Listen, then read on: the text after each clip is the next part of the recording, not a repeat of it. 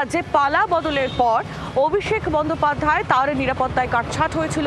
তার যে Z plus category security তা কমানো হয়েছিল, তার বাড়ির সামনে সিকিউরিটি উইথড্র করা হয়েছে। আর সেই তালিকায় এবার তৃণমূলের আরও বেশ কিছু হেভিওয়েট তারা যোগ হলেন। সেখানে যেমন রাজ্যের প্রাক্তন মন্ত্রীরা রয়েছেন, সেই তালিকায় রয়েছেন বর্তমান বিধায়কও। সেই তালিকায় রয়েছেন ফিরহাদ হাকিম, রয়েছেন কুণাল ঘোষ, চন্দ্রিমা ভট্টাচার্য, শশী পাঁজা, এমন অনেকেই। একেবারে রীতিমতো বলা যায় তৃণমূল নেতাদের যে বাড়তি নিরাপত্তার মেদ তা কিন্তু ঝরিয়ে দিল ডিরেক্টরেট অফ সিকিউরিটি।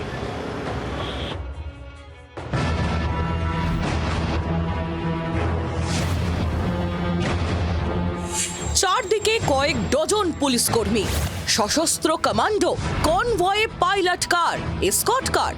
তৃণমূল ক্ষমতায় থাকাকালীন অভিষেক বন্দ্যোপাধ্যায়ের নিরাপত্তার বহর ছিল রাজ্য রাজনীতির অন্যতম চর্চার বিষয়। পালা বদলের পরে অবশ্য এই ছবি অতীত।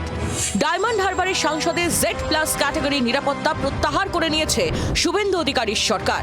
তার দক্ষিণ কলকাতার বাড়ি শান্তিনিকেতনের সামনে থেকেও সরানো হয়েছে নিরাপত্তার বাড়তি কড়াকড়ি।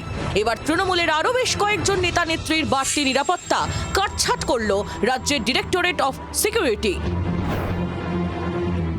রাজ্যে পালাবদলের পরই ডাইরেক্টর সিকিউরিটির তরফ থেকে সমস্ত এমএলএ, এমপি, প্রাক্তন মন্ত্রী এবং যারা প্রোটেক্টি তাদের সিকিউরিটি অ্যাসেসমেন্ট করা হচ্ছে, রিভিউ করা হচ্ছে। এবং সেখানেই যেটা জানা যাচ্ছে যে বিভিন্ন এমএলএ, এমপি বা রাজনৈতিক ব্যক্তিত্ব যারা এতদিন ধরে অতিরিক্ত সিকিউরিটি পেতেন, মূলত ডাইরেক্টর সিকিউরিটির তরফ থেকে ক্যাটাগরিক্যাল যে সিকিউরিটি তাদেরকে দেওয়া হয়েছিল, তার বাইরেও পুলিশ লাইন বা লোকাল থানা থেকে যে সমস্ত সিকিউরিটি তারা পেতেন সেই সমস্ত অতিরিক্ত সিকিউরিটি কিন্তু উইথড্র করা হয়েছে।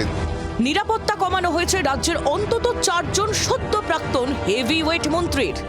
অরূপ বিশ্বাস, চন্দ্রিমা ভট্টাচার্য, শশী পাঁজা। তালিকায় রয়েছেন প্রাক্তন মন্ত্রী ও কলকাতার মেয়র ফিরহাদ হাকিম। এছাড়া বেলেঘাটার বিধায়ক কুণাল ঘোষের বাড়তি নিরাপত্তা কমানো হয়েছে। অতিরিক্ত নিরাপত্তা কাটছাঁট করা হয়েছে রাজ্য পুলিশের প্রাক্তন ডিজি এবং তৃণমূলের রাজ্যসভার সাংসদ রাজীব কুমারেরও। রাজ্য সরকারের এই সিদ্ধান্তের পর রবিবার নিউ আলিপুরে অরূপ বিশ্বাসের বাড়ির সামনে বদলে গেল চেনা ছবি।